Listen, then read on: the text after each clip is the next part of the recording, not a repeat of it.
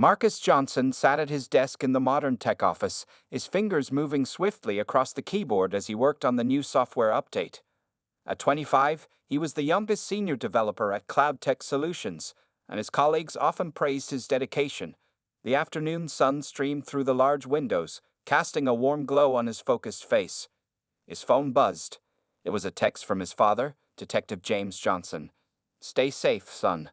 Big case keeping me in Chicago. Will call when I can." Marcus smiled, knowing his father was probably deep into another corruption investigation. As one of the most respected detectives in internal affairs, James Johnson had spent 30 years fighting dirty cops and corrupt officials. The peace of that normal workday shattered at 3:45 p.m. when four police officers stormed into the office. Their heavy boots echoed against the polished floor as they approached Marcus's desk. Other employees stopped working, their mouths hanging open in shock. "Marcus Johnson?" the lead officer asked, his hand resting on his gun.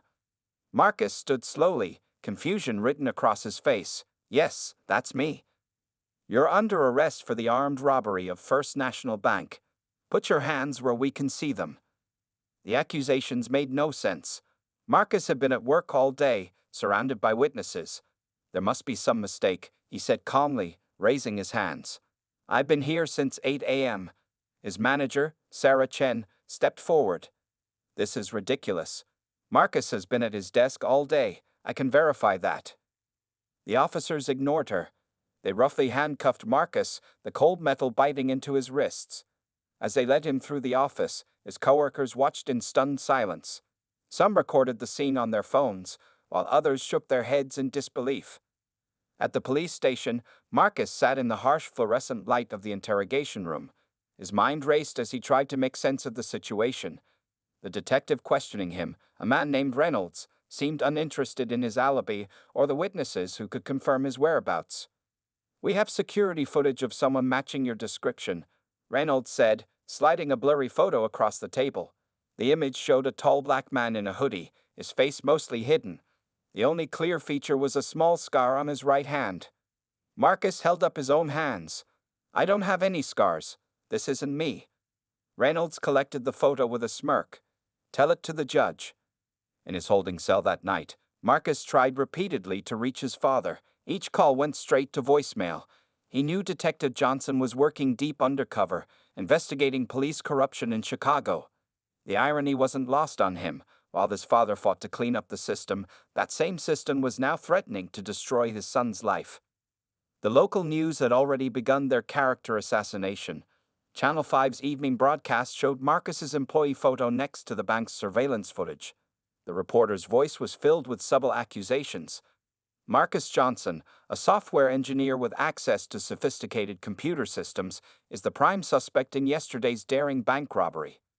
They conveniently failed to mention that the robbery happened during broad daylight when Marcus was at work, surrounded by dozens of witnesses. The news also ignored that the stolen money had been transferred electronically, something that would have left a clear digital trail if Marcus had been involved. His court-appointed lawyer, a tired-looking man named Pete Davidson, visited him the next morning. Davidson barely looked at the case files as he suggested Marcus take a plea deal. "Listen, with the current evidence, they're pushing for maximum penalties. If you plead guilty now, we might get the sentence reduced." Marcus leaned forward, his voice firm despite his exhaustion. "I'm innocent. I have witnesses. I have proof. Why aren't you listening?" Davidson shrugged, already packing his briefcase. "Your case has been assigned to Judge Harrison. Well, let's just say your chances aren't good. Think about that plea deal." As Marcus watched his lawyer leave, a cold feeling settled in his stomach. He'd heard about Judge Harrison. Everyone in the black community had. The judge was notorious for his harsh sentences against minorities, often giving them maximum penalties for even minor offenses. That night, alone in his cell, Marcus finally managed to leave a voicemail for his father. "Dad, I need you. Something's very wrong here. They're trying to frame me, and I think it goes deeper than just a robbery case. Please call me when you can." Little did Marcus know, his case was about to become the key that would unlock a massive conspiracy of corruption, one that his father had been hunting for years. Judge William Harrison sat in his luxury office on the 10th floor of the courthouse, staring at an envelope stuffed with $100 bills. The morning sun reflected off his expensive watch as he quickly locked the money in a hidden safe behind his family photo. This wasn't the first payment he received from the Santos crime family, and it wouldn't be the last. His phone buzzed. The message was simple: deal with the Johnson case. Make it stick. The judge smiled coldly. He had reviewed Marcus Johnson's file the previous night. A young black man with a clean record, the perfect scapegoat. The real bank robbers, who worked for the Santos family, needed someone to take the fall, and Marcus had been chosen. Down in the holding cells, Marcus tried to stay strong. His second night in jail had been worse than the first. The other inmates kept their distance, but their whispers followed him. That's the bank robber. No matter how many times he denied it, the lie was spreading. The prosecutor, Linda Martinez, walked into Judge Harrison's chambers without knocking. Her high heels clicked against the wooden floor as she approached his desk. "We have a problem," she said, dropping a thick folder in front of him. "Johnson's alibi is solid. 23 coworkers saw him at work during the robbery. The security cameras in his office building confirm it." Judge Harrison waved his hand dismissively. "Evidence can be managed. Make sure those workplace videos disappear. As for the witnesses," he pulled out his checkbook. "Money has a way of changing people's memories." Martinez hesitated. "Sir, this feels wrong. The evidence clearly shows." "Let me remind you," Harrison interrupted, his voice turning cold, "of those gambling debts your brother owes to certain people. It would be a shame if they decided to collect." The prosecutor's face paled. She nodded slowly and took the check he offered. Across town, in Marcus's empty apartment, the police conducted another search. Detective Reynolds, who was also on the Santos family payroll, planted a bag of money in the air vent. He carefully wore gloves and made sure to scatter some marked bills from the bank robbery among the cash. "Make sure this shows up in the evidence photos," he told his partner. "Judge Harrison wants this case to be airtight." What none of them knew was that a rookie cop, Officer Sarah Chen, was watching. She had followed Reynolds out of suspicion. His expensive new car had caught her attention. Hidden behind a corner, she recorded the entire scene on her phone. Her hands shook as she realized the depth of corruption she was witnessing. Later that afternoon, Marcus's public defender, Pete Davidson, sat in a dingy bar 3 blocks from the courthouse. A man in an expensive suit handed him an envelope. "Just do your usual bad job," the man said. "Make it look good enough for the record, but make sure your client goes down." Davidson took another drink, guilt and shame burning in his throat along with the cheap whiskey. He had once been a passionate defender of justice, but years of debt and a sick daughter had worn him down. Now he was just another puppet in Judge Harrison's corrupt show. Back in the courthouse, Judge Harrison prepared for the preliminary hearing. He looked at himself in his office mirror, adjusting his black robes. The image that stared back at him was of power and respectability, exactly what the public expected to see. His secretary buzzed him. "Sir, there's a call from Mr. Santos." "Put him through." Harrison picked up the phone. "Everything is proceeding as planned." "Good," the crime boss replied. "Remember, we need this Johnson kid to take the fall. The real money from that robbery is funding our biggest operation yet. We can't have any loose ends." "Don't worry," Harrison assured him. "By the time I'm done with him, Marcus Johnson will never see the outside of a prison again." As the judge hung up, he looked at Marcus's file again. Something about the last name Johnson nagged at his memory, but he dismissed it. He had sentenced so many young black men to prison, they'd all started to blur together. In his cell, Marcus felt a strange calm come over him. Years of his father's advice echoed in his mind. "The system isn't always just, son, but the truth has a way of coming out. Stay strong, stay smart, and watch everything." Marcus did exactly that. He watched, he listened, and he remembered every detail. Somewhere out there, his father was doing the same thing, though neither of them knew yet how their paths would soon connect to expose the biggest corruption scandal their city had ever seen. The morning of Marcus's trial arrived with dark clouds hanging over the city courthouse. Inside the cramped meeting room, Pete Davidson, his public defender, shuffled through papers with shaking hands. Empty coffee cups littered the table, and his tie hung loose around his neck. "Remember what I told you?" Davidson said without looking at Marcus. "Just stay quiet and let me handle everything." Marcus stared at his lawyer in disbelief. The man hadn't prepared any witnesses, hadn't requested the security footage from his workplace, and hadn't even interviewed his coworkers who could prove his innocence. "What about Sarah Chen? My manager? She can testify I was at work during the robbery," Marcus insisted. Davidson wiped sweat from his forehead. "She's unavailable. Apparently, she's on an emergency business trip." What Marcus didn't know was that Sarah Chen had received a threatening visit the night before. Two men had shown up at her door, showing pictures of her children at school. The message was clear: stay away from the trial. In the courtroom, Judge Harrison sat high on his bench, looking down at Marcus with cold eyes. The prosecutor, Linda Martinez, had arranged the evidence table carefully, making sure the planted money from Marcus's apartment was clearly visible. As the trial began, something unexpected happened. Detective James Johnson, Marcus's father, slipped quietly into the back row of the courtroom. No one recognized him. He had grown a beard during his undercover work, and his usual sharp suits were replaced by casual clothes. His trained eyes missed nothing as he watched the corrupt system trying to destroy his son.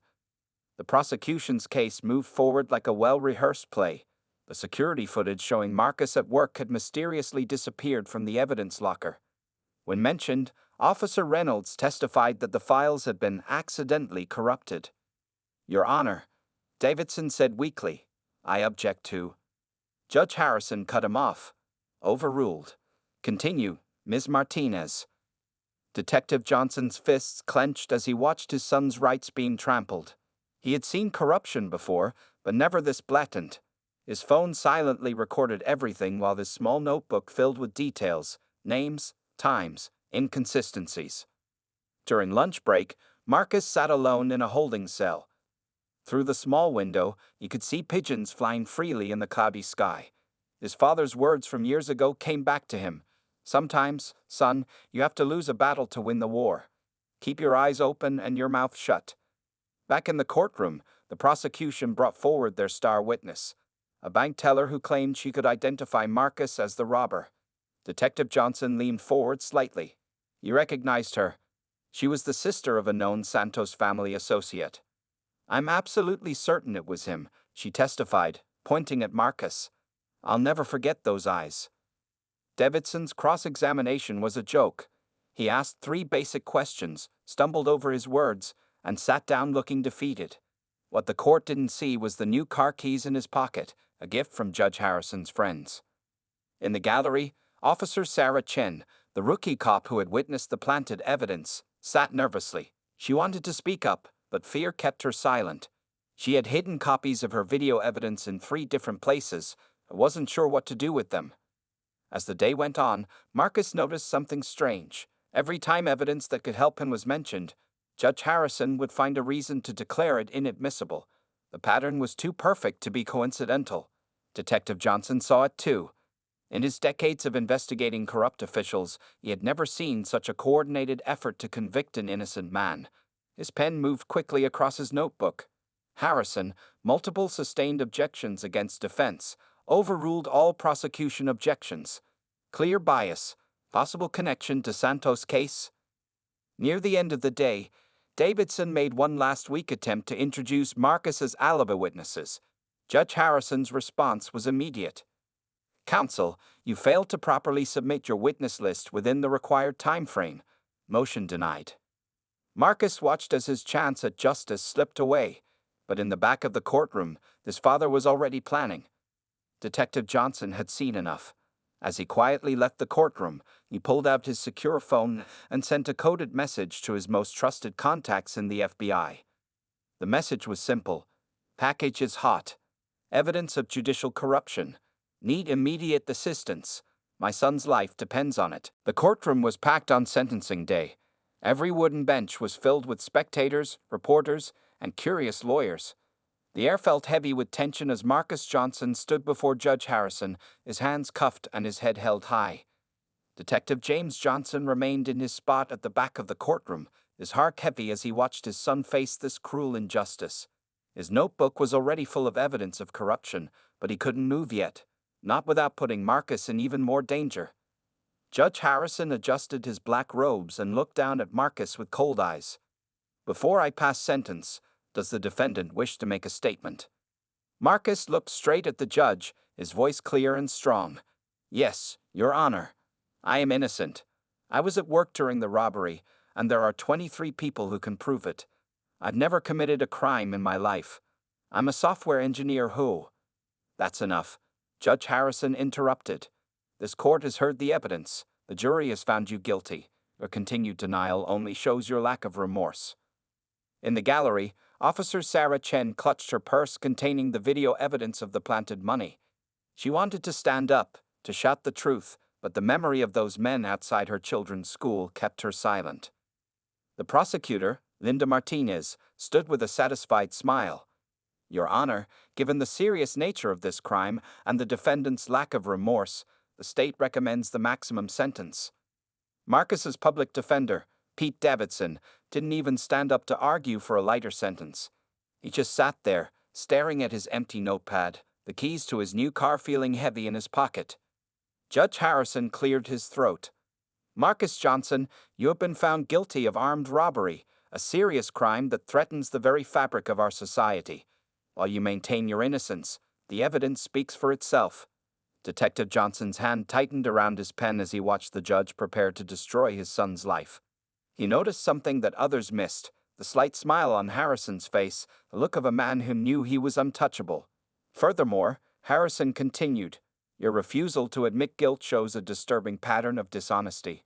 You used your position as a respected professional to plan this crime, making it even more serious. Marcus stood perfectly still, remembering his father's teachings about dignity in the face of injustice. He noticed a familiar-looking man in the back of the courtroom, but couldn't quite place him with the beard and casual clothes. Therefore, Judge Harrison's voice boomed through the courtroom. I hereby sentence you to life imprisonment with the possibility of parole after 40 years. Gasps filled the courtroom. Even other lawyers present looked shocked at the harsh sentence for a first-time offender. One older attorney whispered to another, this isn't justice, this is revenge. Marcus's legs felt weak, but he didn't fall. He thought of his father, wondering if the news would reach him in Chicago.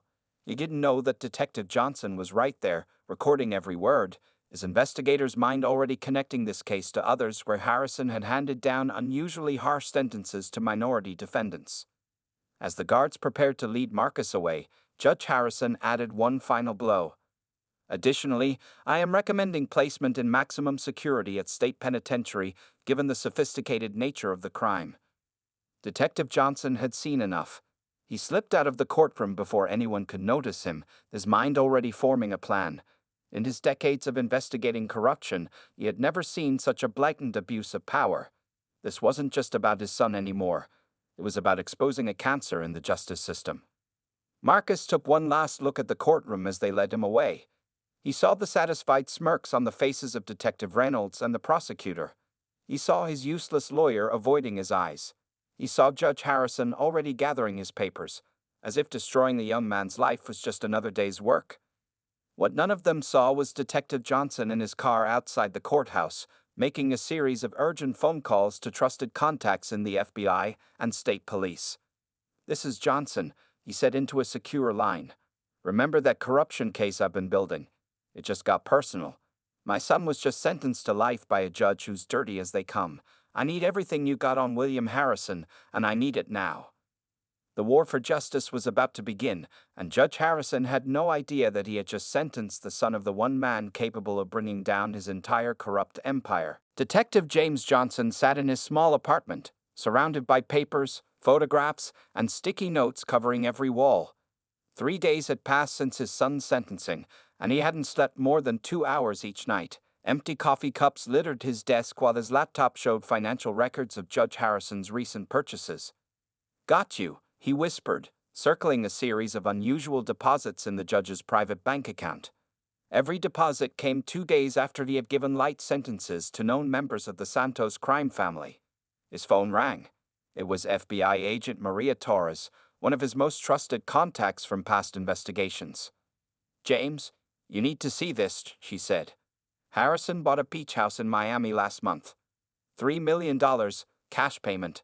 A judge's salary couldn't touch that kind of money. Detective Johnson added this information to his growing wall of evidence. Red strings connected photos of Judge Harrison to known criminals who had mysteriously received reduced sentences. Another string led to Marcus's case, where all the evidence pointing to his innocence had conveniently disappeared. In another part of town, Officer Sarah Chen finally gathered her courage. She drove to a quiet diner at midnight, where Detective Johnson waited in a corner booth. Her hands shook as she passed him a USB drive. "I recorded everything," she said quietly. "They planted evidence in Marcus's apartment. Detective Reynolds did it himself. I have it all on video." Johnson watched the footage on his laptop, his face growing darker with each second. "This is exactly what we needed, Officer Chen. But you need to be careful now. These people are dangerous." "I know," she replied. "They threatened my kids. But I can't sleep at night knowing an innocent man is in prison." Back at his apartment, Johnson received another call, this time from an old informant inside the courthouse. "Detective, check Judge Harrison's cases from the past 5 years," the voice said. "Every time the Santos family had someone in his courtroom, the same pattern appears. Their guys get off easy, while innocent people take the fall." Johnson spent the next 12 hours digging through old case files. The pattern was shocking. Minorities received harsh sentences for minor crimes or crimes they didn't commit, while known criminals walked free. Harrison had been playing this game for years. His investigation led him to a small accounting firm that handled Harrison's finances. Late at night, Johnson met with a nervous accountant who had noticed suspicious patterns. "The judge has offshore accounts," the accountant whispered, sliding over some papers. "Millions of dollars hidden in the Cayman Islands. He thinks nobody can trace it, but he got sloppy recently, started spending too much." Detective Johnson added the financial documents to his wall. The picture was becoming clearer. Judge Harrison wasn't just corrupt. He was part of a massive criminal enterprise. He called Agent Torres again. "Maria, I need surveillance on Harrison's house. He meets someone every Friday night. I bet it's his contact from the Santos family." That Friday, Johnson sat in his car across from Harrison's mansion, his camera ready. Right on schedule, a black SUV arrived. A man in an expensive suit stepped out. Antonio Santos himself, the crime family's leader. "Got you both," Johnson muttered, taking photos as money changed hands. The next morning, Officer Chen called with more news. "Detective, I found something in the evidence locker. The security footage showing Marcus at work during the robbery. It wasn't corrupted. Reynolds hid it in another case file." Johnson's wall of evidence grew larger.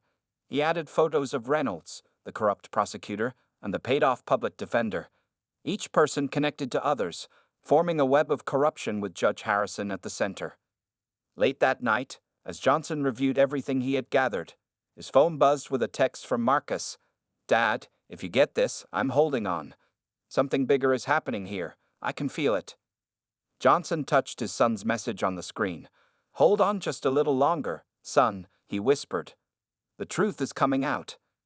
He looked at his evidence wall one last time before making the call he'd been waiting to make. "Agent Torres, we're ready. Get your team together. It's time to take down a corrupt judge and everyone involved with him." The pieces were in place. Now it was time for justice to strike back, and Detective Johnson would make sure it hit hard enough to shake the entire corrupt system to its core. FBI agent Maria Torres walked through the evidence room with Detective Johnson, their footsteps echoing in the quiet space. Boxes of documents covered the tables, financial records, case files, and surveillance photos. The case against Judge Harrison was growing stronger by the hour. "Look at this," Torres said, pointing to a computer screen. "Harrison's phone records show calls to Antonio Santos right before every major case involving the crime family. This isn't just corruption, it's an entire criminal operation." Detective Johnson nodded, his tired eyes scanning the data. And each time, an innocent person went to prison while Santos's men walked free. His voice grew tight thinking of Marcus sitting in a cell. Across town, Officer Sarah Chen made a shocking discovery. While reviewing old security tapes, she found footage of Detective Reynolds meeting with Santos family members in the police parking garage. She immediately called Johnson. "Detective, you won't believe what I found," she said, her voice shaking. "Reynolds isn't just taking bribes. He's been helping the Santos family plan their robberies. They used police information to know exactly when and where to strike. Johnson's fists tightened. That's why they needed Marcus to take the fall. The real robbers knew too much about police operations. They had inside help. Meanwhile, in the state prison, Marcus noticed something strange. His cellmate, a man named Tommy Rivera, kept asking questions about his case. What Marcus didn't know was that Rivera was reporting everything back to Judge Harrison. The kid knows nothing, Rivera told Harrison over a monitored prison phone, but his father hasn't been seen in Chicago for weeks. Harrison sat in his chambers, feeling uneasy. Something wasn't right. He called Antonio Santos. "We might have a problem," Harrison said. "James Johnson, the internal affairs detective. He's gone missing from his Chicago assignment." Santos's voice turned cold. "Find him. Now." But it was already too late. In a secret FBI office, Agent Torres and Detective Johnson interviewed Harrison's former clerk, who had finally agreed to talk. "The judge keeps everything in a secret safe," the clerk revealed. "Behind the family photo in his office, account numbers, payment records, names of everyone involved. He thinks it protects him if he goes down. Everyone goes down." Johnson smiled for the first time in weeks. "That's exactly what we need." Late that night, Officer Chen called with more news. She had followed Reynolds to a warehouse meeting. Using a long-range microphone, she recorded everything. "They're planning another robbery," she reported. "But this time we'll be ready." The next morning, Judge Harrison arrived at his office to find his computer locked by the FBI. When he tried to access his offshore accounts, he discovered they were frozen. Panic set in as he realized his world was crumbling. He quickly called Reynolds. "Destroy everything at your house. They're closing in." But Reynolds didn't answer. He was already in FBI custody, crying as he confessed everything to save himself from a long prison sentence. "It was all Harrison's idea," Reynolds sobbed. "He picked the targets. He chose who would take the fall. The Santos family paid him millions, and he shared it with everyone who helped." In the FBI office, Detective Johnson and Agent Torres watched the dominoes fall. The corrupt prosecutor, Linda Martinez, turned herself in, offering evidence against Harrison in exchange for leniency. Marcus's public defender, Pete Davidson, wrote a full confession detailing how Harrison had forced him to throw cases. "We got them all," Torres said, looking at the evidence board. "Harrison, Santos, Reynolds, the prosecutor, everyone."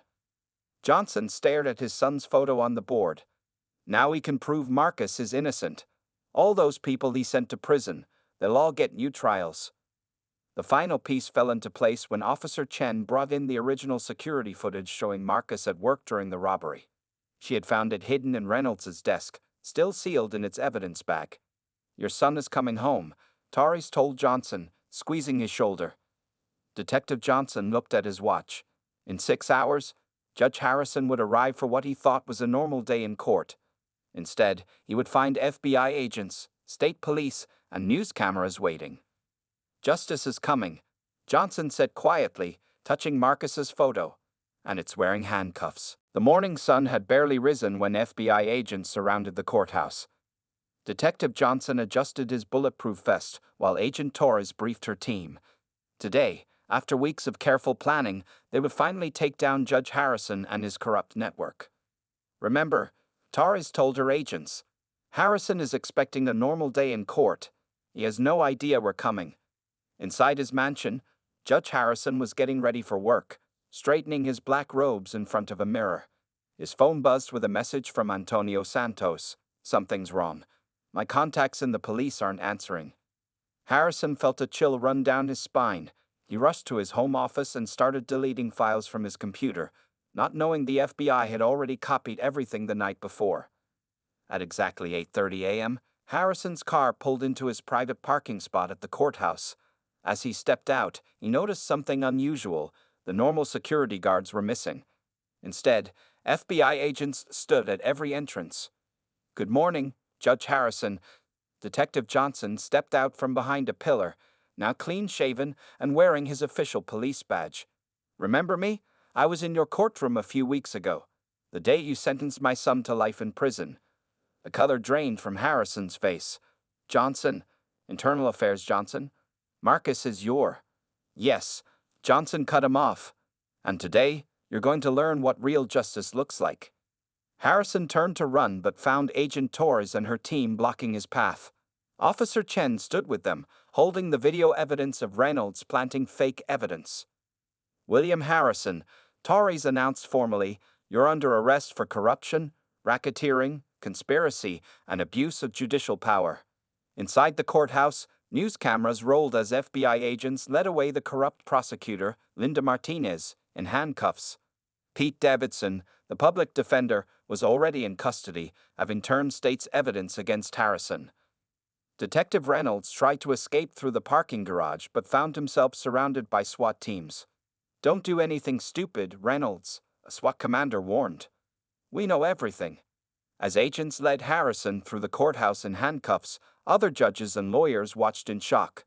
The man who had terrified everyone with his power now looked small and scared.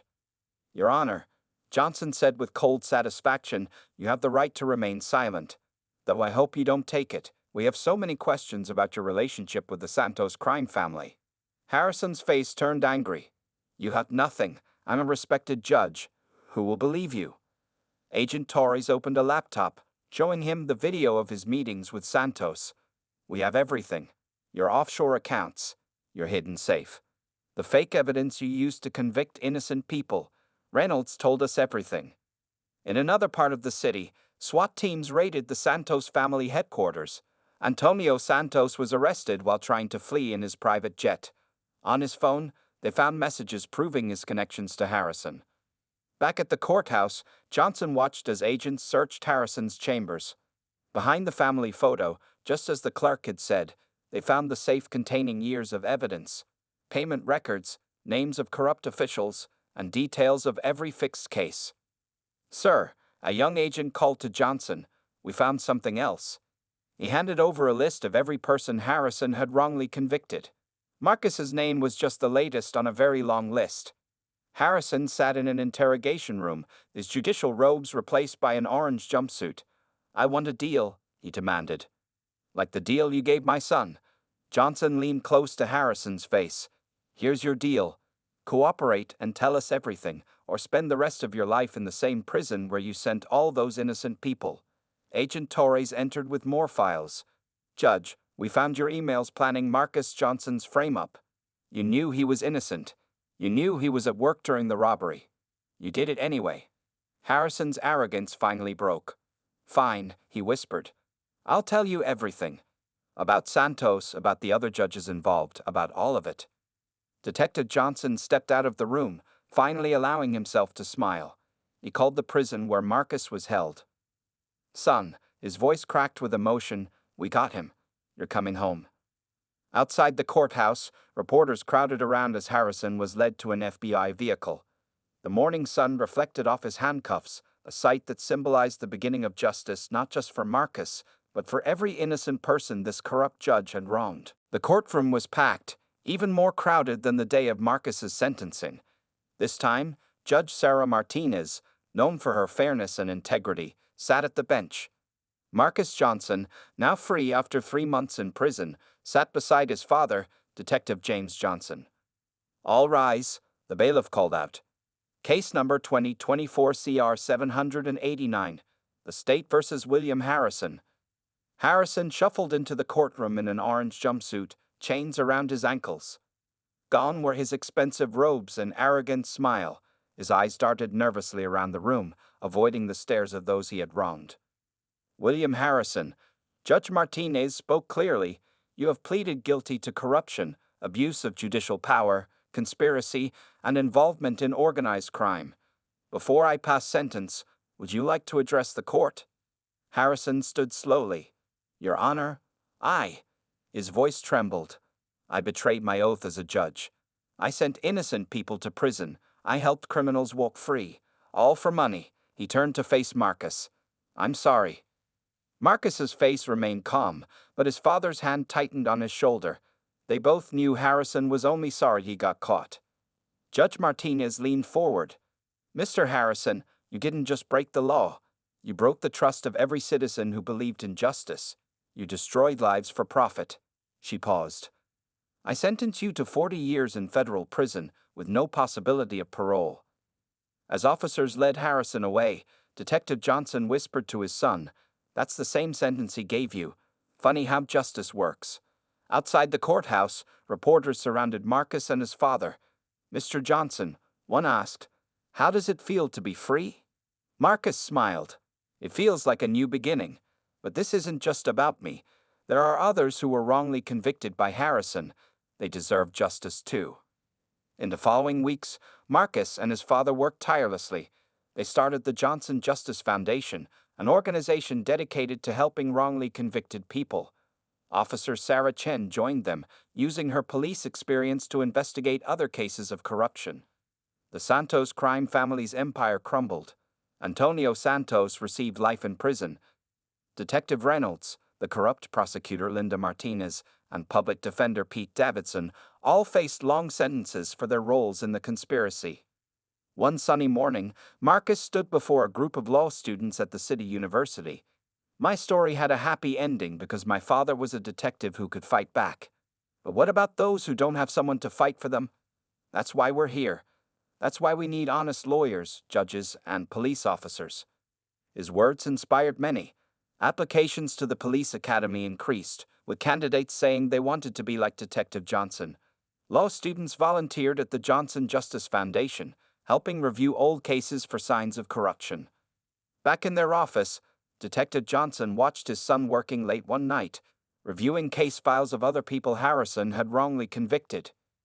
"You could have gone back to your software job," Johnson said. "Why didn't you?" Marcus looked up from his papers. "Because this is more important, Dad. We're not just fixing the past, we're changing the future." The Foundation's first major victory came when they freed Maria Rodriguez, a woman Harrison had sentenced to 20 years for a crime she didn't commit. As she hugged her children for the first time in 5 years, Marcus and his father stood quietly in the background, knowing their work was making a difference. Judge Martinez, who had sentenced Harrison, became a strong supporter of their foundation. She established new guidelines for judicial conduct and created a special committee to review suspicious convictions. 1 year after Harrison's sentencing, Marcus stood at a podium, addressing a crowd at the Foundation's first annual dinner. "Today, we've helped free 12 innocent people," he announced. "We've exposed 3 more corrupt judges. We've shown that justice may be delayed, but it cannot be denied." In the audience, Detective Johnson wiped a proud tear from his eye. His son had turned a personal tragedy into hope for others. Officer Chen sat beside him, now the Foundation's head investigator. The evening news showed clips from the dinner. "The Johnson Justice Foundation," the reporter said, "born from one man's wrongful conviction, has become a beacon of hope for justice reform across the country." As father and son left the event that night, they passed the courthouse where their story began. The building looked different now, not as a place of corruption, but as a reminder that justice, real justice, was worth fighting for. "We did it, Dad," Marcus said softly. "No, son," Detective Johnson replied, putting his arm around his son's shoulders. "We're just getting started."